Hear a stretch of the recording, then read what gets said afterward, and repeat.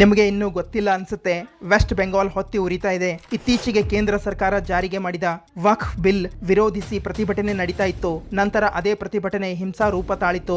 ಬಂಗಾಳದ ಮುರ್ಷಿದಾಬಾದ್ ನಗರದಲ್ಲಿ ಗುಂಪೊಂದು ಜನರ ಮನೆಗಳಿಗೆ ಬೆಂಕಿ ಹಚ್ಚಿದರು.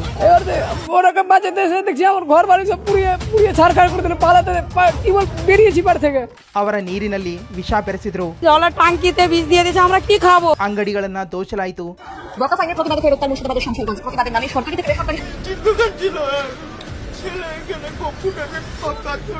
ಸರ್ಕಾರಿ ಬಸ್ ಮತ್ತೆ ಪೊಲೀಸ್ ಕಾರುಗಳಿಗೆ ಬೆಂಕಿ ಹಚ್ಚಲಾಯಿತು. ಪ್ರಾಣಿಗಳನ್ನ ಜೀವಂತ ಸುಡಲಾಯಿತು. गाय माता होता है ना, जो गाय माता बकरी वगैरह जो होता है ना, उन लोगों को पेट्रोल डाल के जिंदा जला दे रहा है. ಮತ್ತೆ ಅಲ್ಲಿನ ಜನ ತಮ್ಮದೇ ರಾಜ್ಯದಲ್ಲಿ ನಿರಾಶ್ರಿತರಾಗಿದ್ದಾರೆ. ಆದ್ರೆ ಬಂಗಾಳದ ಸಿಎಂ ಇದನ್ನೆಲ್ಲ ನೋಡ್ತಾ ಇದ್ರು. ಆಕ್ಷನ್ ತಗೊಳ್ಳೋ ಬದಲು ಕೇಂದ್ರ ಸರ್ಕಾರದ ಬಿಲ್ ಜಾರಿಗೆ ತರಲು ಬಿಡೋದಿಲ್ಲ ಅಂತ ಹೇಳ್ತಾ ಇದ್ದಾರೆ. Please remember, when Didi is here, Didi will protect you.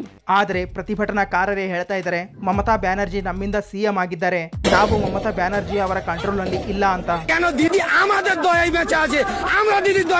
ಇವರ ಪ್ರಕಾರ ರಾಜಭವನ, ಈಡನ್ ಗಾರ್ಡನ್ ಮತ್ತೆ ಹೈಕೋರ್ಟ್ ಸಹ ವಕ್ಫ್ನ ಆಸ್ತಿಯಾಗಿದೆ. ಕೋಲ್ಕತಾ ರಾಜಭವನ, ಈಡನ್ ಗಾರ್ಡನ್, ಹೈಕೋರ್ಟ್ ಜಾಯೇಗಾ ವಕ್ಫ್ ಸಂಪತ್ತಿ. ಹಾಗಿದ್ರೆ ಇದಕ್ಕೆಲ್ಲ ಯಾರು ಹೊಣೆ? ಕಮೆಂಟ್ಸ್ ಮೂಲಕ ತಿಳಿಸಿ. ಹಾಗೆ ನಮ್ಮನ್ನ ಫಾಲೋ ಮಾಡಿ, ಸಪೋರ್ಟ್ ಮಾಡಿ.